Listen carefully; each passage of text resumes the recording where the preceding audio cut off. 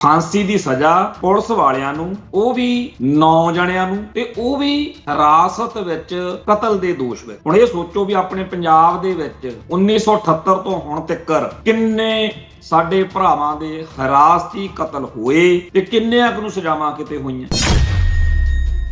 ਅਕਾਲੀ ਲੀਡਰਾਂ ਨੇ ਨਕਸਲਾਈਟ ਲਹਿਰ ਨਾਲ ਜੋ ਕੁਝ ਕੀਤਾ, ਉਹਨੇ ਹੀ ਫਿਰ ਬਾਅਦ ਵਿੱਚ ਖਾੜਕੂ ਲਹਿਰ ਮੌਕੇ ਸਾਡੀ ਕੌਮ ਦਾ ਘਾਣ ਕਰਨ ਦਾ ਬੁਨਿਆਦ ਜਾਂ ਨੀਂਹ ਰੱਖੀ। ਇਹ ਬੜੀ ਵੱਡੀ ਗਿਣਤੀ ਵਿੱਚ ਏਜੰਡੇ ਤਹਿਤ ਲੋਕਾਂ ਨੂੰ ਐਕਟਿਵ ਕੀਤਾ ਗਿਆ ਕਿ ਸਿੱਖਾਂ ਦੇ ਕੋਮਲ ਹਿਰਦਿਆਂ ਦੇ ਉੱਤੇ ਸਿੱਖੀ ਦੇ ਖਿਲਾਫ ਤੁਸੀਂ ਵਰਤਾਂਤ ਸਿਰਜੋ, ਨੈਰੇਟਿਵ ਸਿਰਜੋ। ਇੱਕ ਤਾਂ ਫਿਜ਼ੀਕਲ ਸਾਡੇ ਬੰਦਿਆਂ ਨੂੰ ਮਾਰਦੇ ਆ, ਜਿਹੜੇ ਸਿੱਖ ਕੌਮ ਲਈ, ਪੰਥ ਲਈ, ਧਰਮ ਲਈ ਕੁਝ ਸੋਚਣ ਜੋਗੇ ਆ, ਲੜਨ ਮਰਨ ਜੋਗੇ ਆ, ਜਾਂ ਜਿਨ੍ਹਾਂ ਨੂੰ ਅਕਲ ਆ, ਸਮਝ ਹੈ, ਉਹਨਾਂ ਦੇ ਤਾਂ ਉਹ ਕਤਲ ਕਰਦੇ ਆ। ਚਾਹੇ ਉਹ ਭਾਈ ਜਸਵੰਤ ਸਿੰਘ ਖਾਲੜਾ ਹੋਵੇ ਤੇ ਚਾਹੇ ਕੋਈ ਜਥੇਦਾਰ ਭਾਈ ਗੁਰਦੇਵ ਸਿੰਘ ਕੌਂਕੇ ਵਰਗਾ ਹੋਵੇ। ਬਾਕੀ ਲੋਕਾਂ ਦੇ ਟੈਰਰ ਪਾ ਕੇ, ਦਹਿਸ਼ਤ ਪਾ ਕੇ ਕਿ ਬੋਲਿਓ ਨਾ, ਬਾਕੀਆਂ ਦੇ ਮਨਾਂ 'ਚ ਦਹਿਸ਼ਤ ਪਾਉਣ ਦਾ ਅਰਥ ਕੀ ਆ ਕਿ ਤੁਸੀਂ ਚੁੱਪ ਕਰਕੇ ਮੰਨ ਲਓ ਵੀ ਤੁਸੀਂ ਕੇਸਾਂ ਵਾਲੇ ਹਿੰਦੂ। ਸੋ ਅਸਲੀ ਨਿਸ਼ਾਨਾ ਸਿੱਖੀ ਅਤੇ ਸਿੱਖਾਂ ਦੇ ਖਿਲਾਫ ਮਾਹੌਲ ਸਿਰਜ ਕੇ ਸਿੱਖਾਂ ਦਾ ਧਰਮ, ਬੋਲੀ ਅਤੇ ਸੱਭਿਆਚਾਰ ਦਾ ਖਾਤਮਾ। ਇਸ ਏਜੰਡੇ ਤਹਿਤ ਹਰ 20-30 ਸਾਲਾਂ ਬਾਅਦ ਕੋਈ ਨਾ ਕੋਈ ਮਾਹੌਲ ਸਿਰਜ ਕੇ, ਨੈਰੇਟਿਵ ਸਿਰਜ ਕੇ ਇੱਥੇ ਮਾਹੌਲ ਬਣਾਇਆ ਜਾਂਦਾ ਜਿਹਦੇ ਵਿੱਚ ਨੌਜਵਾਨੀ ਦਾ ਕਤਲੇਆਮ ਕੀਤਾ ਜਾਂਦਾ।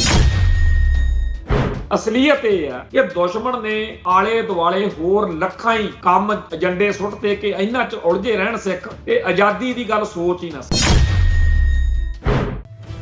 ਇਸ ਬਦਲਦੀ ਦੁਨੀਆ ਵਿੱਚ ਤੁਸੀਂ ਪਿੱਛੇ ਨਾ ਰਹਿ ਜਾਓ।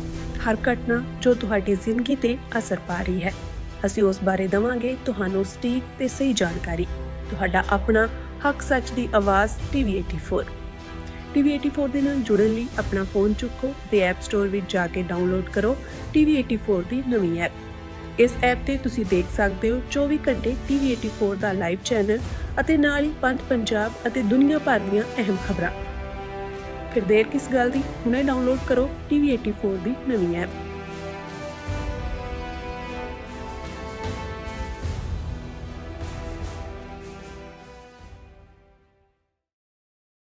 TV84 ਉੱਤੇ ਪ੍ਰੋਗਰਾਮ ਖਬਰ ਦੀ ਖਬਰ ਦੇਖ ਰਿਹਾ ਹੈ ਸਾਰੇ ਦਰਸ਼ਕਾਂ ਨੂੰ ਮੈਂ ਸਰਬਜੀਤ ਸਿੰਘ ਘਮਾਣ ਫਤਿਹ ਅਰਜ ਕਰਦਾ ਜੀ। ਵਾਹਿਗੁਰੂ ਜੀ ਕਾ ਖਾਲਸਾ, ਵਾਹਿਗੁਰੂ ਜੀ ਕੀ ਫਤਿਹ।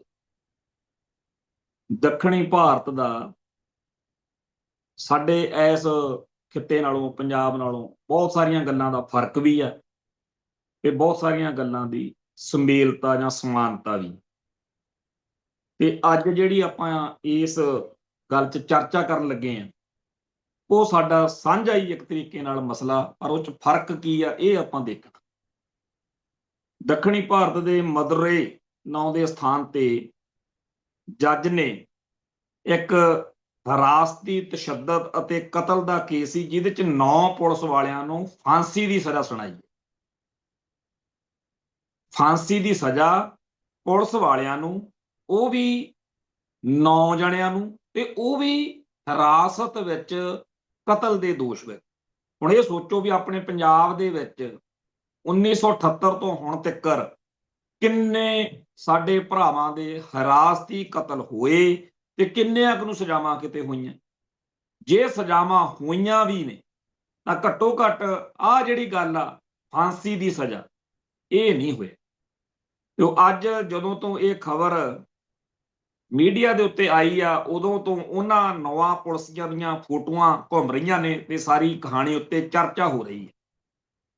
ਮੈਂ ਪਹਿਲਾਂ ਤਾਂ ਇਹ ਗੱਲ ਆਪਣੇ ਸਰੋਤਿਆਂ ਨਾਲ, ਦਰਸ਼ਕਾਂ ਵੀਰਾਂ ਨਾਲ, ਸੰਗਤ ਨਾਲ ਸਾਂਝੀ ਕਰਨੀ ਚਾਹੁੰਦਾ ਕਿ ਸਾਡੀ ਪੰਜਾਬ ਦੀ ਧਰਤੀ ਉੱਤੇ ਹਿਰਾਸਤੀ ਕਤਲ ਜਾਂ ਫੜ ਕੇ, ਕੁੱਟਮਾਰ ਕਰਕੇ, ਤਸੀਹੇ ਦੇ ਕੇ, ਬੰਦਾ ਮਾਰ ਕੇ ਬਾਅਦ ਵਿੱਚ ਪੁਲਿਸ ਵੱਲੋਂ ਇਹ ਕਹਿਣਾ ਕਿ ਜੀ ਬਹੁਤ ਸਖਤ ਮੁਕਾਬਲੇ ਵਿੱਚ ਇਹ ਖਤਰਨਾਕ ਦਹਿਸ਼ਤਗਰਦ ਨੂੰ ਮਾਰਿਆ, ਇਹਦਾ ਦੱਸਿਆ ਜਾਂਦਾ ਵੀ ਸ਼ੁਰੂਆਤ ਆ ਜਿਹੜੀ ਉਹ ਬਾਦਲ ਦੀ ਜਿਹੜੀ 1970, 69, 69, 70, 71 ਦੇ ਦੌਰ ਵਿੱਚ ਸਰਕਾਰ ਬਣੀ ਆ, ਉਦੋਂ ਪੰਜਾਬ 'ਚ ਨਕਸਲਾਈਟ ਲਹਿਰ ਚੱਲਦੀ ਸੀ ਤੇ ਉਦੋਂ ਇਹਨਾਂ ਨੇ ਘੱਟੋ ਘੱਟ 100 ਨੌਜਵਾਨ ਪੰਜਾਬ ਦੇ ਵਿੱਚ ਝੂਠੇ ਪੁਲਿਸ ਮੁਕਾਬਲਿਆਂ 'ਚ ਮਾਰਿਆ, ਜਿਨ੍ਹਾਂ ਦੇ ਵਿੱਚੋਂ ਇੱਕ ਬਿਲਕੁਲ ਬਜ਼ੁਰਗ ਬਾਬਾ ਬੂਝਾ ਸਿੰਘ, ਜਿਹਦੀ ਉਮਰ ਕਹਿੰਦੇ ਆ ਵੀ 80-90 ਸਾਲ, ਮਤਲਬ ਬਹੁਤ ਬਜ਼ੁਰਗ ਸੀ। ਇਵੇਂ ਹੀ ਕੁਝ ਹੋਰ ਬਜ਼ੁਰਗ ਸੀ। ਇਹ ਸਾਰੇ ਬਜ਼ੁਰਗ ਅੰਗਰੇਜ਼ਾਂ ਵੇਲੇ ਪਹਿਲਾਂ ਆਜ਼ਾਦੀ ਦੀ ਲੜਾਈ ਦੇ ਵਿੱਚ ਘੁਲਦੇ ਰਹੇ। ਜਦੋਂ ਇਹਨਾਂ ਨੂੰ ਪਤਾ ਲੱਗਿਆ ਕਿ 47 ਮੌਕੇ ਸਿਰਫ ਹਾਕਮ ਬਦਲੇ ਨੇ, ਸਿਸਟਮ ਉਹੀ ਆ, ਗੋਰੇ ਚਲੇ ਗਏ ਤੇ ਕਾਲੇ ਆ ਗਏ, ਹਾਕਮ ਬਦਲੇ, ਤਾਂ ਜਿਨ੍ਹਾਂ ਲੋਕਾਂ ਨੂੰ ਇਸ ਮਾਹੌਲ ਦੇ ਵਿੱਚ ਰਹਿਣਾ, ਨੀਵੀਂ ਪਾ ਕੇ ਦਿਨ ਕੱਟੀਆਂ ਕਰਨਾ ਚੰਗਾ ਨਹੀਂ ਲੱਗਿਆ, ਜਿਨ੍ਹਾਂ 'ਚ ਅਣਖ ਗੈਰਤ ਸੀ, ਬਗਾਵਤ ਸੀ, ਉਹਨਾਂ ਨੇ ਉੱਠਣਾ ਹੀ ਹੁੰਦਾ। ਕੋਈ ਨਾ ਕੋਈ ਲਹਿਰ, ਕੋਈ ਨਾ ਕੋਈ ਇਨਕਲਾਬੀ, ਕੋਈ ਨਾ ਕੋਈ ਇਹੋ ਜਿਹਾ ਪੱਖ ਉੱਭਰਦਾ, ਤੇ ਜਿਹੜਾ ਜਜ਼ਬੇ ਵਾਲਾ ਨੌਜਵਾਨ ਹੁੰਦਾ ਫਿਰ ਉਸ ਲਹਿਰ ਦਾ ਹਿੱਸਾ ਬਣਦਾ। ਸੋ 1965 ਤੋਂ ਬਾਅਦ ਜੋ ਭਾਰਤ ਵਿੱਚ ਨਕਸਲਾਈਟ ਲਹਿਰ ਚੱਲੀ, ਉਸ ਲਹਿਰ ਦਾ ਪੰਜਾਬ ਦੇ ਵਿੱਚ ਵੀ ਇੱਕ ਅਸਰ ਦਿਖਿਆ, ਤੇ ਪੰਜਾਬ ਦੇ ਵਿੱਚ ਜਿਹੜੇ 100 ਕੁ ਨੌਜਵਾਨ ਇਸ ਲਹਿਰ ਦੀ ਭੇਂਟ ਚੜ੍ਹੇ, ਉਹਨਾਂ ਵਿੱਚੋਂ ਬਹੁਤਿਆਂ ਨੂੰ ਝੂਠੇ ਪੁਲਿਸ ਮੁਕਾਬਲਿਆਂ ਦੇ ਵਿੱਚ ਬਾਦਲ ਸਾਹਿਬ ਦੀ ਕਿਰਪਾ ਨਾਲ ਮਾਰਿਆ ਗਿਆ। ਤੇ ਉਸ ਮੌਕੇ ਜਿੰਨੇ ਆ ਲੀਡਰ ਨੇ, ਜਿਨ੍ਹਾਂ ਦੇ ਸਾਡੇ ਕੌਮ ਵਾਲੇ, ਸਾਡੇ ਭਰਾ ਬੜਾ ਮਾਣ ਕਰਦੇ ਆ, ਨੀਲੀਆਂ ਪੱਗਾਂ ਵਾਲੇ ਅਕਾਲੀ ਲੀਡਰਾਂ ਦੇ ਬਿਆਨ ਜਦੋਂ ਮੈਂ ਪੜ੍ਹਦਾ, ਮੈਂ ਜਦੋਂ ਤੋਂ ਪੰਥਕ ਪਿੜ ਵਿੱਚ ਸਰਗਰਮ ਹੋਇਆ, ਮੈਂ ਇੱਕ ਗੱਲ ਇਹ ਜ਼ਰੂਰ ਕਿਸੇ ਸਿਆਣੇ ਭਰਾ ਤੋਂ ਸਿੱਖੀ ਕਿ ਪੜ੍ਹਨਾ ਬਹੁਤ ਚਾਹੀਦਾ। ਤੇ ਨਕਸਲਾਈਟ ਲਹਿਰ ਨਾਲ ਜਾਂ ਕਾਮਰੇਡੀ ਖੱਬੇ ਪੱਖੀ ਲਹਿਰ ਨਾਲ ਸੰਬੰਧਿਤ ਕਿਤਾਬਾਂ, ਹਿੰਦੂਇਜ਼ਮ ਨਾਲ ਸੰਬੰਧਿਤ ਕਿਤਾਬਾਂ, ਜਾਂ ਹਰ ਖੇਤਰ ਨਾਲ ਸੰਬੰਧਿਤ ਕਿਤਾਬਾਂ ਜ਼ਰੂਰ ਲਈਦੀਆਂ। ਘੱਟੋ ਘੱਟ ਜਿਹੜਾ ਉਲਟ ਪੱਖ ਵਾ, ਜਾਣੀ ਕਿ ਇੱਕ ਵਨ ਸਾਈਡਡ ਨਾ, ਦੂਜਾ ਪੱਖ ਵੀ ਤੁਹਾਡੇ ਕੋਲੇ ਪੂਰਾ ਹੋਵੇ, ਮਜ਼ਬੂਤੀ ਨਾਲ ਤੁਹਾਡੇ ਕੋਲੇ ਜਾਣਕਾਰੀ ਹੋਵੇ, ਗਿਆਨ ਹੋਵੇ। ਤੇ ਜਦੋਂ ਖੱਬੇ ਪੱਖੀ ਜਾਂ ਨਕਸਲਾਈਟ ਲਹਿਰ ਜਾਂ ਵਿਦਿਆਰਥੀ ਲਹਿਰ, PSU, ਇਹ ਸਾਰਾ ਕੁਝ ਜਦੋਂ ਪੜ੍ਹੀਦਾ, ਦੇਖੀਦਾ, ਉਹਦੇ ਵਿੱਚ ਇਹ ਗੱਲ ਦੇਖੀ ਆ ਕਿ ਅਕਾਲੀ ਲੀਡਰਾਂ ਨੇ ਨਕਸਲਾਈਟ ਲਹਿਰ ਨਾਲ ਜੋ ਕੁਝ ਕੀਤਾ, ਉਹਨੇ ਹੀ ਫਿਰ ਬਾਅਦ ਵਿੱਚ ਖਾੜਕੂ ਲਹਿਰ ਮੌਕੇ ਸਾਡੀ ਕੌਮ ਦਾ ਘਾਣ ਕਰਨ ਦਾ ਬੁਨਿਆਦ ਜਾਂ ਨੀਂਹ ਰੱਖੀ ਸੀ। 1981 ਦੇ ਦੌਰ ਵਿੱਚ ਭਾਈ ਕੁਲਵੰਤ ਸਿੰਘ ਨਾਗੋਕਿਆਂ ਵਾਲਿਆਂ ਨੂੰ ਜਿਸ ਤਰੀਕੇ ਨਾਲ ਗਿਆਨੀ ਬਚਨ ਸਿੰਘ, ਬੜਾ ਮਾੜਾ ਪੁਲਿਸ ਦਾ ਅਧਿਕਾਰੀ ਸੀ ਇੱਥੇ ਅੰਮ੍ਰਿਤਸਰ 'ਚ, ਤੇ ਉਹਦੇ ਨਾਲ ਮੱਖਣ ਜਲਾਦ ਤੇ ਹੋਰ ਬੁੱਚੜਾਂ ਨੇ ਜਿਵੇਂ ਬੇਰਹਿਮੀ ਤੇ ਬੇਕਿਰਕੀ ਨਾਲ ਤਸ਼ੱਦਦ ਕਰਕੇ ਸ਼ਹੀਦ ਕੀਤਾ, ਤੇ ਬਾਅਦ 'ਚ ਝੂਠੀ ਕਹਾਣੀ ਘੜਤੀ ਕਿ ਅੰਮ੍ਰਿਤਸਰ ਤੋਂ ਜਿਹੜੀ ਮਹਿਤੇ ਚੌਂਕ ਨੂੰ ਸੜਕ ਜਾਂਦੀ ਆ, ਉੱਥੇ ਪਿੰਡ ਆ ਵੱਲਾ, ਇਤਿਹਾਸਕ ਅਸਥਾਨ ਆ ਉੱਥੇ, ਗੁਰੂ ਪਾਤਸ਼ਾਹ ਨਾਲ ਸੰਬੰਧਿਤ ਵੱਲੇ ਕੋਲੇ ਕਹਾਣੀ ਬਣਾਤੀ ਵੀ ਇੱਥੇ ਜੀ ਉਹ ਪੁਲਿਸ ਹਿਰਾਸਤ ਵਿੱਚੋਂ ਭੱਜ ਗਿਆ ਸੀ, ਤੇ ਇੱਥੇ ਫਿਰ ਗੋਲੀ ਚੱਲੀ ਮੁਕਾਬਲੇ ਵਿੱਚ, ਭਾਈ ਕੁਲਵੰਤ ਸਿੰਘ ਨਾਗੋਕੇ ਇੱਥੇ ਜੀ ਉਹ ਸ਼ਹੀਦ ਹੋਏ।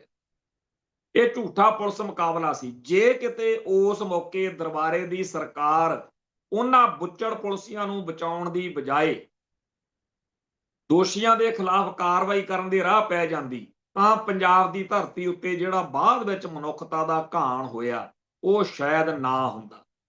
ਪਰ ਜਿਹੜੀ ਦਰਬਾਰਾ ਸਿੰਘ ਵਾਲੀ ਸਰਕਾਰ ਸੀ, ਉਹ ਕਹਿੰਦੀ ਹੈ ਕਿ 10 ਸਾਲ ਪਹਿਲਾਂ 70-71 ਦੇ ਵਿੱਚ ਜਦੋਂ ਬਾਦਲ ਹੁਣੀ ਪੁਲਿਸ ਰਾਹੀਂ ਝੂਠੇ ਪੁਲਿਸ ਮੁਕਾਬਲੇ ਬਣਵਾ ਰਹੇ ਸੀ, ਉਹਨਾਂ ਨੂੰ ਤਾਂ ਕਿਸੇ ਨੇ ਕੁਝ ਕਿਹਾ ਨਹੀਂ, ਫਿਰ ਸਾਨੂੰ ਕਾਹਨੂੰ ਕਹਿੰਦੇ। ਸੋ ਗਿਆਨੀ ਬਚਨ ਸਿੰਘ ਤੇ ਹੋਰ ਪੁਲਿਸੀਆਂ ਦੀ ਇਹਨਾਂ ਨੇ ਪੁਸ਼ਤ ਪਨਾਹੀ ਕੀਤੀ। ਨਤੀਜਾ ਕੀ ਨਿਕਲਿਆ ਕਿ ਕੌਮ ਦੇ ਅੰਦਰ ਉਬਾਲਾ ਆਇਆ, ਤੇ ਭਾਈ ਲਾਭ ਸਿੰਘ, ਭਾਈ ਸੁਰਿੰਦਰ ਸਿੰਘ ਸੋਢੀ ਤੇ ਹੋਰ ਸਿੰਘ, ਜਿਨ੍ਹਾਂ ਨੂੰ ਬਾਬਾ ਜਰਨੈਲ ਸਿੰਘ ਜੀ ਖਾਲਸਾ ਭਿੰਡਰਾਂ ਵਾਲਿਆਂ ਦੀ ਸਰਪ੍ਰਸਤੀ ਮਿਲੀ, ਇਹਨਾਂ ਨੇ ਫਿਰ 21 ਦੇ 41 ਜਾਂ 51 ਜਾਂ 101 ਪਾਉਣ ਦਾ ਰਾਹ ਫੜ ਲਿਆ। ਤੇ ਇਹ ਗੱਲ ਸਾਡੇ ਇਤਿਹਾਸ ਦੇ ਵਿੱਚ ਦਰਜ ਹੈ ਕਿ ਅਸੀਂ ਮਾਤਾ ਦਾ ਮਾਲ ਨਹੀਂ ਹੈਗੇ ਵੀ ਕੋਈ ਉੱਠ ਕੇ ਸਾਡੀ ਬੇਇੱਜ਼ਤੀ ਕਰੇ ਤੇ ਅਸੀਂ ਕੁਝ ਕਰੀਏ ਹੀ ਨਾ। ਸੋ ਲਾਲਾ ਜਗਤ ਨਾਰਾਇਣ ਜਿਹਨੇ ਸਾਡੀ ਕੌਮ ਦੀ ਜਜ਼ਬਾਤਾਂ ਦੀ ਹੇਠੀ ਕਰਨਾ ਇੱਕ ਸ਼ੁਗਲ ਮੰਨਿਆ ਹੋਇਆ ਸੀ, ਅਕਾਲ ਤਖਤ ਸਾਹਿਬ ਦੇ ਜਥੇਦਾਰਾਂ ਤੋਂ ਲੈ ਕੇ ਸ਼੍ਰੋਮਣੀ ਗੁਰਦੁਆਰਾ ਪ੍ਰਬੰਧਕ ਕਮੇਟੀ ਦੇ ਪ੍ਰਧਾਨ ਸਮੇਤ ਕਿਸੇ ਵੀ ਸਿੱਖ ਨੂੰ, ਕਿਸੇ ਵੀ ਸਿੱਖ ਸੰਸਥਾ ਨੂੰ ਟਾਰਗੇਟ ਕਰਨਾ, ਨੀਚਤਾ ਭਰਿਆ ਉਹਤੇ ਲਿਖਣਾ ਤੇ ਮਾੜਾ, ਇਹ ਸਾਰਾ ਕੁਝ ਉਹਦੇ ਲਈ ਆਮ ਗੱਲ ਸੀ। ਅਸਲ ਵਿੱਚ ਲਾਲਾ ਜਗਤ ਨਾਰਾਇਣ ਨਰਕਧਾਰੀਏ ਜਿਹੜੇ ਨਕਲੀ ਨਿਰੰਕਾਰੀ ਹੈ, ਉਹਨਾਂ ਵਾਲੇ ਸਿਸਟਮ ਦੇ ਵਿੱਚੋਂ ਨਿਕਲਿਆ ਸੀ। ਬਹੁਤ ਘੱਟ ਲੋਕਾਂ ਨੂੰ ਪਤਾ ਹੈ ਕਿ 1978 ਦੇ ਸਾਕੇ ਵਾਲੇ ਦਿਨ ਵੀ ਉਹ ਇੱਥੇ ਜਿਹੜਾ Amritsar railway colony B block, ਜਿੱਥੇ ਹੁਣ ਗੁਰਦੁਆਰਾ ਸ਼ਹੀਦਗੰਜ ਬਣਿਆ 78 ਵਾਲੇ ਸ਼ਹੀਦਾਂ ਦੀ ਯਾਦ 'ਚ, ਉੱਥੇ ਲਾਲਾ ਜਗਤ ਨਾਰਾਇਣ ਵੀ ਹਾਜ਼ਰ ਸੀ। ਇਹਨੇ ਹੀ ਜਦੋਂ ਕਰਨਾਲ ਦੀ ਅਦਾਲਤ ਵਿੱਚ ਉਹ ਮੁਕੱਦਮਾ ਚੱਲਿਆ 1978 ਦੇ ਸਾਕੇ ਵਾਲਾ, ਇਹਨੇ ਉੱਥੇ ਗਵਾਹੀ ਦਿੱਤੀ ਆ ਬਕਾਇਦਾ। ਇਹ ਜਿਹੜਾ ਲਾਲਾ ਜਗਤ ਨਾਰਾਇਣ ਸੀ, ਇਹ ਨਰਕਧਾਰੀਆਂ ਦਾ ਪੱਕਾ ਪਿੱਠੂ ਸੀ। ਤੇ ਜਦੋਂ ਮੈਂ ਨਰਕਧਾਰੀਆਂ ਦੇ ਲਿਟਰੇਚਰ ਤੇ ਨਜ਼ਰ ਮਾਰੀ ਹੈ, ਤੇ ਜਿਹੜਾ ਕੁਝ ਅੱਜ ਕੱਲ ਸਾਡੇ ਬਹੁਤ ਸਾਰੇ ਸੋਸ਼ਲ ਮੀਡੀਆ ਤੇ ਲੋਕ ਲਿਖਦੇ ਆ ਸਾਡੇ ਧਰਮ ਬਾਰੇ, ਧਰਮ ਦੇ ਵਿਸ਼ਵਾਸਾਂ ਬਾਰੇ, ਗੁਰੂ ਸਾਹਿਬਾਨ ਬਾਰੇ, ਸਰੋਵਰਾਂ ਬਾਰੇ, ਸਿੱਖ ਇਤਿਹਾਸ ਬਾਰੇ, ਸਿੱਖ ਫਲਸਫੇ ਬਾਰੇ, ਇਹ ਸਾਰਾ ਕੁਝ ਜਿਹੜਾ ਨੈਗੇਟਿਵਿਟੀ ਨਾਲ ਭਰਿਆ ਹੋਇਆ, ਉਹ ਨਰਕਧਾਰੀਆਂ ਨੇ ਆਪਦੇ ਲਿਟਰੇਚਰ ਦੇ ਵਿੱਚ ਉਦੋਂ ਲਿਖ ਕੇ ਲੋਕਾਂ ਨੂੰ ਸਿੱਖੀ ਤੇ ਸਿੱਖਾਂ ਦੇ ਖਿਲਾਫ ਭੜਕਾਉਣ ਦਾ ਕੰਮ ਤੋਰਿਆ ਹੋਇਆ ਸੀ। ਇੱਕ ਉਮਰ ਹੁੰਦੀ ਆ ਜਦੋਂ ਜਜ਼ਬੇ ਜਿਹੜੇ ਆ, ਅਕਲ ਜਿਹੜੀ ਆ ਕੱਚੀ ਹੁੰਦੀ, ਉਦੋਂ ਉਸ ਉਮਰ ਦੇ ਵਿੱਚ ਕਿਸੇ ਬੱਚੇ ਉੱਤੇ ਜਿਹੜਾ ਮਰਜ਼ੀ ਰੰਗ ਚਾੜ ਦੂ। ਉਸ ਹਿਸਾਬ ਦੇ ਨਾਲ ਜੇਕਰ ਕਿਸੇ ਦੇ ਕੋਲੇ ਬਹਿ ਕੇ ਉਹਨੂੰ ਉਹਦੇ ਧਰਮ ਦੇ ਉਲਟ ਨਿਆਣੇ ਨੂੰ ਭੜਕਾਈਏ ਤੇ ਉਹ ਬੱਚਾ ਮਿਸਗਾਈਡ ਹੋ ਸਕਦਾ। ਇਸ ਤਰੀਕੇ ਦਾ ਇੱਕ ਪੂਰਾ ਪ੍ਰੋਜੈਕਟ ਵਾ। ਜਿਹੜੇ ਬੰਦੇ ਨੂੰ ਕੋਈ ਵਹਿਮ ਹੋਵੇ ਨਾ, ਸ਼ੱਕ ਹੋਵੇ, ਜਿਹੜੇ ਅੱਜ ਕੱਲ ਸੋਸ਼ਲ ਮੀਡੀਆ ਦੇ ਉੱਤੇ ਛੋਕਰੇ ਜੇ ਤੇ ਕਈ ਆਹ ਜਿਹੜੀ ਉਹ ਮਾਰੀ ਆ ਉੱਥੇ ਪਿੱਛੇ ਜੇ ਕੈਨੇਡਾ 'ਚ ਨੈਨਸੀ ਗਰੇਵਾਲ, ਹੋਰ ਬਹੁਤ ਸਾਰੇ ਲੋਕ ਆ ਜਿਨ੍ਹਾਂ ਨੇ ਪੂਰਾ ਇੱਕ ਏਜੰਡਾ ਫੜ ਕੇ ਸਾਡੇ ਧਰਮ ਦੇ ਬਾਰੇ, ਧਰਮ ਦੀਆਂ ਸ਼ਖਸੀਅਤਾਂ ਬਾਰੇ, ਧਾਰਮਿਕ ਅਦਾਰਿਆਂ ਬਾਰੇ, ਸਰੋਵਰਾਂ ਬਾਰੇ, ਲੰਗਰ ਬਾਰੇ, ਹਰ ਚੀਜ਼ ਬਾਰੇ ਮਾੜਾ ਭੈੜਾ ਬੋਲਣਾ, ਜਿਹੜਾ ਇਹ ਚੱਕਰ ਚੱਲ ਰਿਹਾ ਨਾ, ਇਹ ਜੇ ਤੁਸੀਂ ਸੰਤ ਭਿੰਡਰਾਂ ਵਾਲੇ, ਇੱਕ ਕਿਤਾਬ ਆ ਅਨੋਖੇ ਰਤਨ ਸੰਤ ਭਿੰਡਰਾਂ ਵਾਲੇ, ਇਹ ਸਤਿੰਦਰਪਾਲ ਸਿੰਘ ਕਪੂਰ ਦੀ ਲਿਖੀ ਹੋਈ ਹੈ। ਔਰ ਇਹ ਖਾਸ ਗੱਲ ਇਹ ਹੈ ਕਿ 1983 ਦੇ ਵਿੱਚ ਜਦੋਂ ਮਹਾਪੁਰਸ਼ ਬਾਬਾ ਜਰਨੈਲ ਸਿੰਘ ਜੀ ਖਾਲਸਾ ਭਿੰਡਰਾਂ ਵਾਲੇ ਧਰਮ ਯੁੱਧ ਮੋਰਚੇ ਦੇ ਵਿੱਚ ਸੇਵਾ ਕਰ ਰਹੇ ਸੀ, ਉਸ ਮੌਕੇ ਇਹ ਕਿਤਾਬ ਲਿਖੀ ਗਈ ਤੇ ਛਾਪੀ ਗਈ। ਤੇ ਬਾਬਾ ਜਰਨੈਲ ਸਿੰਘ ਦੇ ਹੱਥੀਂ ਨਿਕਲੀ ਹੋਈ ਆ ਉਹ ਕਿਤਾਬ। ਉਹਦੇ ਵਿੱਚ ਇੱਕ ਪੂਰਾ ਚੈਪਟਰ ਜਿਹੜਾ ਹੈ, ਪੂਰਾ ਖੋਜ ਰਿਸਰਚ ਕਰਕੇ ਨਿਰੰਕਾਰੀ ਪ੍ਰਪੰਚ ਉੱਤੇ ਲਿਖਿਆ ਹੋਇਆ, ਜਿਹਦੇ ਵਿੱਚ ਉਹ ਸਾਰਾ ਕੁਝ ਛਪਿਆ ਹੋਇਆ, ਜਿਹੜੀਆਂ ਗੱਲਾਂ ਤੋਂ ਸਿੱਖਾਂ ਨੂੰ ਇਤਰਾਜ਼ ਸੀ ਕਿ ਨਿਰੰਕਾਰੀ ਆਹ ਕੁਝ ਲਿਖਦੇ, ਬੋਲਦੇ ਜਾਂ ਕਰਦੇ। ਜਦੋਂ ਵੀ ਕੋਈ ਸਿੱਖਾਂ ਦਾ ਮਾੜੀ ਜੀ ਵੀ ਸਧਾਰਨ ਬੁੱਧੀ ਵਾਲਾ ਬੱਚਾ ਵੀ ਬਾਲਕ ਪੜ੍ਹੇ ਉਸ ਹਿੱਸੇ ਨੂੰ, ਤਾਂ ਉਹ ਇਹੀ ਕਹੇਗਾ ਵੀ ਆਹ ਕੁਝ ਤਾਂ ਅੱਜ ਕੱਲ ਸੋਸ਼ਲ ਮੀਡੀਆ ਉੱਤੇ ਬਹੁਤ ਲੋਕ ਲਿਖ ਰਹੇ ਨੇ। ਇਹਦਾ ਮਤਲਬ ਕੀ ਆ ਕਿ ਬੜੀ ਵੱਡੀ ਗਿਣਤੀ ਵਿੱਚ ਏਜੰਡੇ ਤਹਿਤ ਲੋਕਾਂ ਨੂੰ ਐਕਟਿਵ ਕੀਤਾ ਗਿਆ ਕਿ ਸਿੱਖਾਂ ਦੇ ਕੋਮਲ ਹਿਰਦਿਆਂ ਦੇ ਉੱਤੇ ਸਿੱਖੀ ਦੇ ਖਿਲਾਫ ਤੁਸੀਂ ਵਰਤਾਂਤ ਸਿਰਜੋ, ਨੈਰੇਟਿਵ ਸਿਰਜੋ। ਇਹ ਜਿਹੜਾ ਸਾਰਾ ਕੁਝ ਚੱਲ ਰਿਹਾ ਹੈ, ਇਹਨੂੰ ਸਮਝਣ ਦੀ ਲੋੜ ਹੈ।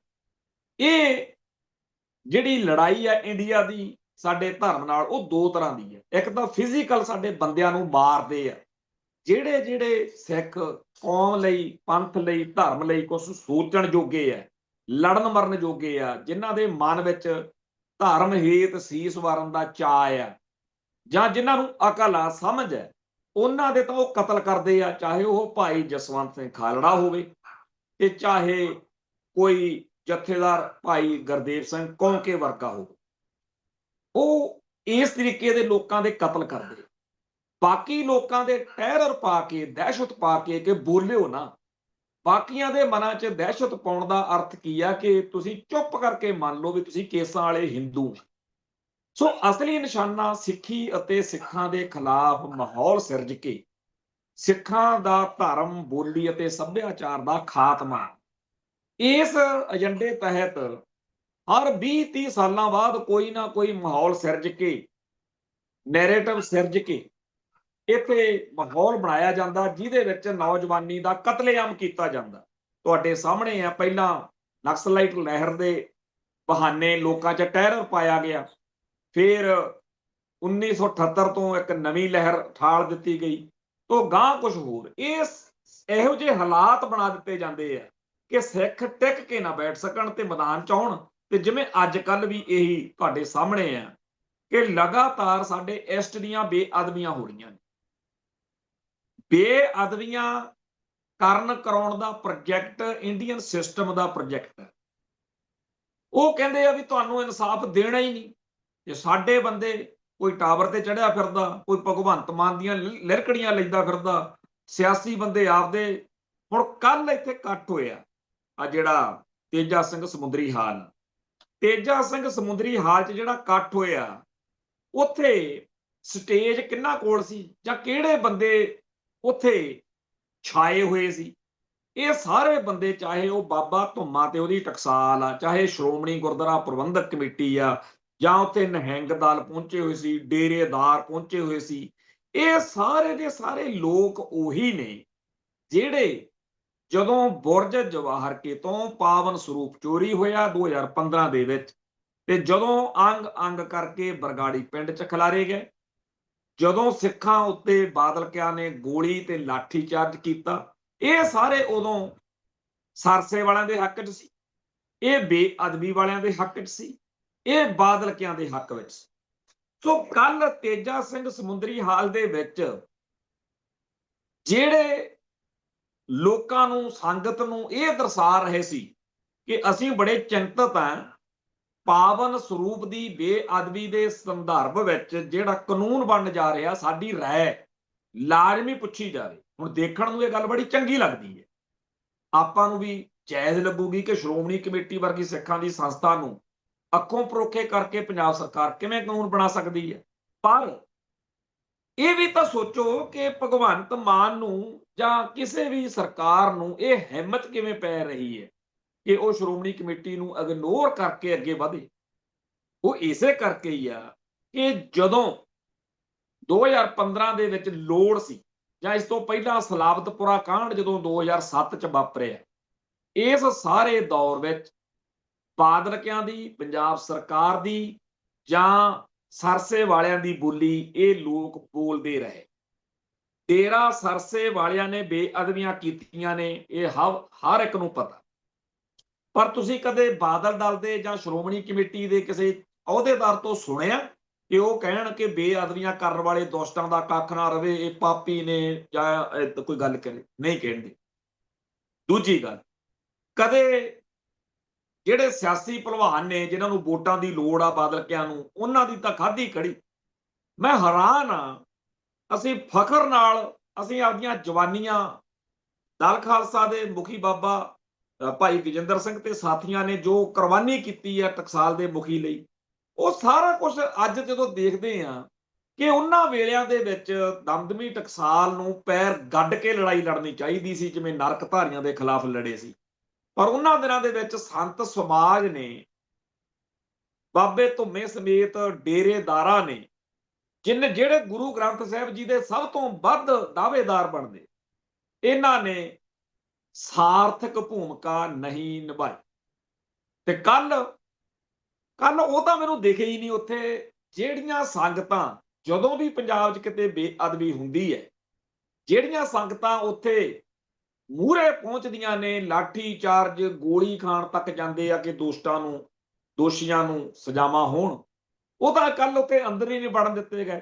ਵੱਡੀ ਗੱਲ ਕੀ ਹੈ, ਦਲ ਖਾਲਸਾ ਜਥੇਬੰਦੀ ਤੇ ਸ਼੍ਰੋਮਣੀ ਅਕਾਲੀ ਦਲ ਅੰਮ੍ਰਿਤਸਰ, ਇਹ ਸਭ ਨੂੰ ਪਤਾ ਕਿ ਜਦੋਂ ਚੱਬੇ 'ਚ 2015 'ਚ ਸਰਬੱਤ ਖਾਲਸਾ ਹੋਇਆ, ਉੱਥੇ ਇਹੋ ਜਿਹੀਆਂ ਸਾਰੀਆਂ ਧਿਰਾਂ, ਕੱਲ ਵਾਲੇ ਤੇਜਾ ਸਿੰਘ ਸਮੁੰਦਰੀ ਹਾਲ ਦੇ ਵਿੱਚ ਇਹਨਾਂ ਨੂੰ ਬੋਲਣ ਹੀ ਨਹੀਂ ਦਿੱਤਾ ਗਿਆ। ਸੋ ਕੱਲ ਦਾ ਜਿਹੜਾ ਪ੍ਰੋਗਰਾਮ ਸੀ ਉਹ ਪਹਿਲਾਂ ਹੀ ਮਿਥਿਆ ਹੋਇਆ ਸੀ ਕਿ ਆਪਾਂ ਤਾਂ ਬਾਦਲਕਿਆਂ ਦੇ ਪੈਰ ਲਵਾਉਣ ਦੇ ਲਈ ਤੇਜਾ ਸਿੰਘ ਸਮੁੰਦਰੀ ਹਾਲ, ਕਿਉਂਕਿ ਜੇ ਸਿੱਖ ਨਹੀਂ ਆਉਣਗੇ ਤਾਂ ਮਾੜੇ, ਤੇ ਜੇ ਆਉਣਗੇ ਤਾਂ ਸਾਡਾ ਕੰਮ ਬਣੂ। ਸੋ ਜਦੋਂ ਧਾਮੀ, ਧੁੰਮੇ, ਬਾਦਲ ਹੁਣੀ ਏਦਾਂ ਦੀਆਂ ਸਿਆਸਤਾਂ ਕਰਦੇ ਆ, ਇਹਦੇ ਵਿੱਚ ਪੰਥ ਕਮਜ਼ੋਰ ਵੀ ਹੁੰਦਾ, ਇਹਦੇ ਵਿੱਚ ਆਮ ਆਦਮੀ ਪਾਰਟੀ ਵਰਗੀਆਂ ਗੈਰ ਪੰਥਕ ਫੋਰਸਿਸ ਨੂੰ, ਏਜੰਸੀਆਂ ਨੂੰ ਸਾਡੇ ਧਰਮ ਦੇ ਉਲਟ, ਸਾਡੀ ਕੌਮ ਦੇ ਹਿੱਤਾਂ ਦੇ ਉਲਟ ਚੱਲਣ ਦਾ ਰਾਹ ਖੁੱਲ੍ਹਦਾ। ਸੋ ਕੱਲ ਜਦੋਂ ਇੱਥੇ ਤੇਜਾ ਸਿੰਘ ਸਮੁੰਦਰੀ ਹਾਲ ਦੇ ਵਿੱਚ ਪਹਿਲਾਂ ਹੀ ਲਿਖ ਕੇ ਲਿਆਂਦਾ ਹੋਇਆ ਮਤਾ ਪਾਸ ਕੀਤਾ ਗਿਆ, ਤਾਂ ਲੋਕਾਂ ਦੇ ਵਿੱਚ ਬਹੁਤ ਭਾਰੀ ਰੋਸ ਜਿਹੜਾ ਸੀ ਬਾਅਦ ਵਿੱਚ ਉਹ ਆਇਆ ਕਿ ਇਹ ਕਰ ਕੀ ਰਹੇ ਨੇ। ਸਰਸੇ ਵਾਲਿਆਂ ਦੀ ਹਮਾਇਤ ਤੁਸੀਂ ਕੀਤੀ, ਅਸੀਂ ਛੱਡਿਆ ਵੀ ਚਲੋ 2 ਦਸੰਬਰ ਦੇ ਹੁਕਮਨਾਮੇ ਤੋਂ ਬਾਅਦ ਹੁਣ ਗੱਲ ਹੋਰ ਪਾਸੇ, ਪਰ ਤੁਸੀਂ ਤਾਂ ਅੱਜ ਵੀ ਸਿਆਸਤ ਕਰ ਰਹੇ। ਇਹਨਾਂ ਨੇ ਕੱਲ ਉੱਥੇ ਗਿਣ ਮਿਥ ਕੇ ਉਹ ਬੰਦੇ ਬੁਲਾਏ ਜਿਹੜੇ ਬੰਦੇ ਬਾਦਲ ਕਿਆਂ ਦੀ ਬੋਲੀ ਬੋਲਦੇ ਹੋਣ। ਸੋ ਇਹ ਜਿਹੜਾ ਮੁੱਦਾ ਸੀ ਵੀ ਭਗਵੰਤ ਮਾਨ ਜਿਹੜਾ ਵਿਸਾਖੀ ਵਾਲੇ ਦਿਨ ਅਮੈਂਡਮੈਂਟ ਕਰਨ ਜਾ ਰਿਹਾ, ਉਹਦੇ ਉੱਤੇ ਲੋਕਾਂ ਨੂੰ ਭੜਕਾਉਣਾ ਸੌਖਾ। ਮੈਨੂੰ ਇਉਂ ਲੱਗਦਾ ਹੈ ਬਈ ਭਗਵੰਤ ਮਾਨ ਦੀ ਆਮ ਆਦਮੀ ਪਾਰਟੀ ਦੀ ਸਰਕਾਰ ਨੇ ਜਿਹੜਾ ਇਹ ਗੁਰੂ ਗ੍ਰੰਥ ਸਾਹਿਬ ਜੀ ਦਾ ਸੰਪਾਦਨਾ ਕਰਨ ਦਾ, ਛਾਪਣ ਦਾ ਕਾਨੂੰਨ ਬਣਿਆ ਹੋਇਆ, ਇਹਦੇ ਨਾਲ ਪੰਗਾ ਲੈਣ ਦਾ ਜਿਹੜਾ ਰਾਹ ਫੜਿਆ ਹੋਇਆ, ਇਹਦੇ ਕਰਕੇ ਚੰਗਾ ਚਾਹੇ ਮਾੜਾ ਇੱਕ ਵਾਰੀ ਪੰਜਾਬ ਦੇ ਵਿੱਚ ਸਿੱਖਾਂ ਨੂੰ ਆਪਦੇ ਖਿਲਾਫ ਕਰ ਲੈਣਾ। ਜਿਹੜੇ ਲੋਕ ਅੱਜ ਤੱਕ ਬਾਦਲਕਿਆਂ ਦਾ ਪਰਛਾਵਾਂ ਤੱਕ ਲੈਣ ਨੂੰ ਤਿਆਰ ਨਹੀਂ ਸੀ, ਕੱਲ ਜੇ ਉਹਨਾਂ ਨੂੰ ਤੇਜਾ ਸਿੰਘ ਸਮੁੰਦਰੀ ਹਾਲ ਵਿੱਚ ਬਾਦਲਕਿਆਂ ਦੇ ਝੰਡਾ ਬਰਦਾਰ ਧਾਮੀ ਹੁਣਾਂ ਨਾਲ ਜਾ ਕੇ ਬਹਿਣਾ ਪਿਆ, ਉਹ ਤਾਂ ਬਹਿਣਾ ਪਿਆ ਕਿ ਉਹ ਸਾਰੇ ਇਸ ਗੱਲ ਤੋਂ ਦੁਖੀ ਨੇ ਕਿ ਪੰਜਾਬ ਦੀ ਆਮ ਆਦਮੀ ਪਾਰਟੀ ਦੀ ਸਰਕਾਰ ਇੱਕ ਗਲਤ ਕਾਰਵਾਈ ਕਰਨ ਜਾ ਰਹੀ ਹੈ। ਗੁਰੂ ਗ੍ਰੰਥ ਸਾਹਿਬ ਜੀ ਦੀ ਸੰਪਾਦਨਾ ਵਾਲੇ ਕਾਨੂੰਨ ਨੂੰ ਛੇੜਨਾ ਬਿਲਕੁਲ ਗਲਤ ਹੈ।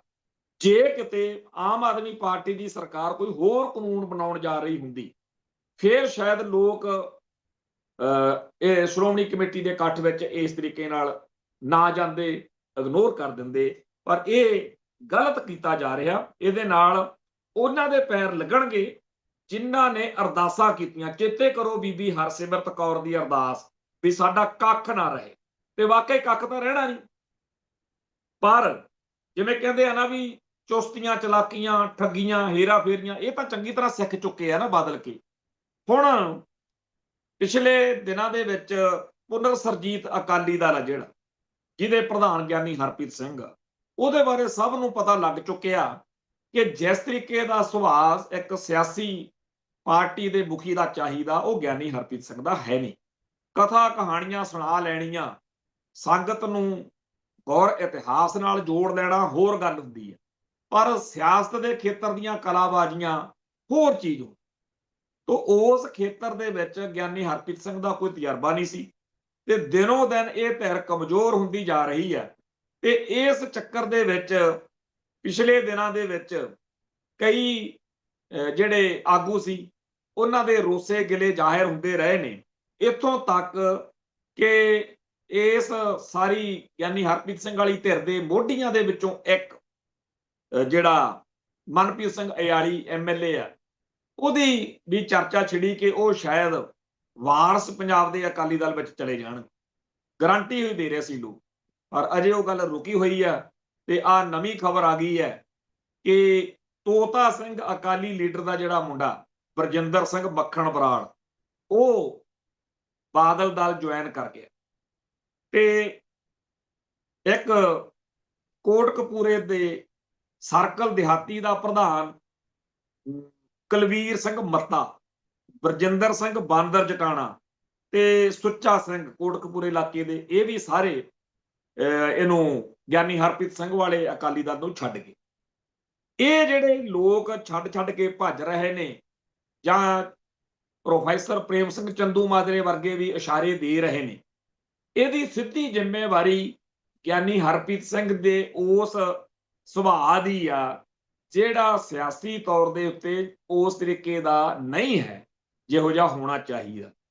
ਸੋ ਜਿਹੜੇ ਲੋਕਾਂ ਨੂੰ ਇੱਕ ਆਸ ਵੱਜੀ ਸੀ ਕਿ ਬਾਦਲਕਿਆਂ ਦੇ ਉਲਟ ਇੱਕ ਅਕਾਲੀ ਦਲ ਬਣ ਜਾਏਗਾ, ਉਹਨਾਂ ਲਈ ਕੋਈ ਬਹੁਤੀ ਚੰਗੀ ਖਬਰ ਨਹੀਂ ਹੈ। ਪਰ ਜਿਹੜੀ ਗੱਲ ਅਸੀਂ ਕਰ ਰਹੇ ਹਾਂ ਉਹ ਇਹ ਹੈ ਕਿ ਮੱਖਣ ਬਰਾੜ ਜਿਹੜਾ ਹੈ, ਉਹ ਇਹ ਕਹਿੰਦਾ ਕਿ ਗਿਆਨੀ ਹਰਪ੍ਰੀਤ ਸਿੰਘ ਤੇ ਮਨਪ੍ਰੀਤ ਸਿੰਘ ਅਯਾਲੀ ਜਿਹੜਾ ਹੈ, ਉਹ ਤਾਂ ਜੀ ਏਜੰਸੀਆਂ ਨਾਲ ਮਿਲ ਕੇ ਸੁਖਬੀਰ ਤੇ ਉਹਦੇ ਅਕਾਲੀ ਦਲ ਨੂੰ ਖਤਮ ਕਰਨ ਲਈ ਲੱਗੇ ਹੋਏ।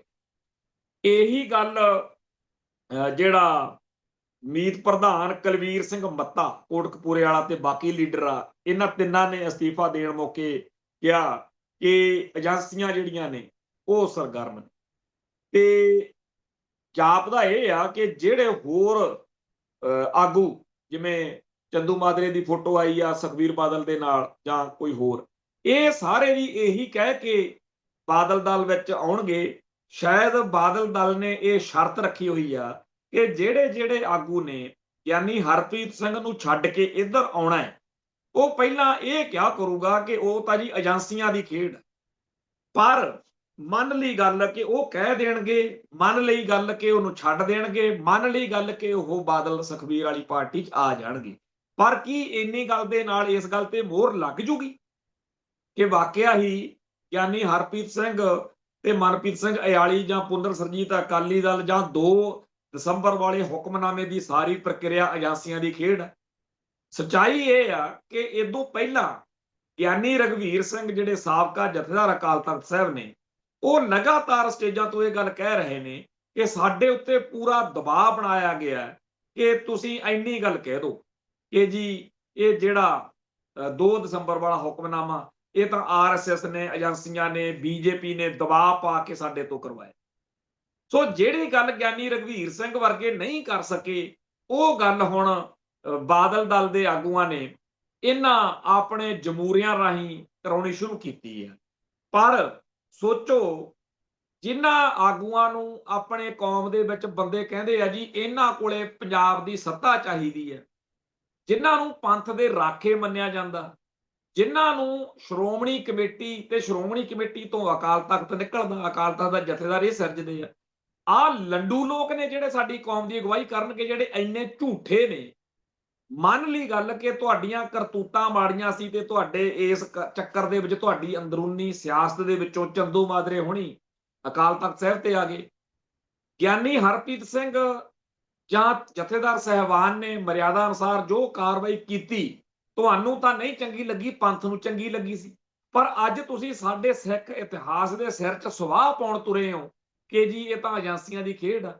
ਕੀ ਅਕਾਲ ਤਖਤ ਸਾਹਿਬ ਜਾਂ ਪੂਰੀ ਸਾਡੇ ਸਿੱਖ ਕੌਮ ਦੀ ਜਿਹੜੀ ਇਸ ਤਰੀਕੇ ਦੀ ਪਾਕ ਪਵਿੱਤਰ ਮਰਿਆਦਾ ਤੇ ਡਿਸਪਲਿਨ ਦੇ ਨਾਂ ਤੇ ਜੋ ਸਾਡੀ ਚੱਲਦੀ ਆ ਖੇਡ, ਇਹ ਸਾਰੀ ਨੂੰ ਕਹਿਣਾ ਕਿ ਏਜੰਸੀਆਂ ਦੀ ਖੇਡ ਆ, ਇਹ ਪਾਪ ਨਹੀਂ ਹੈ?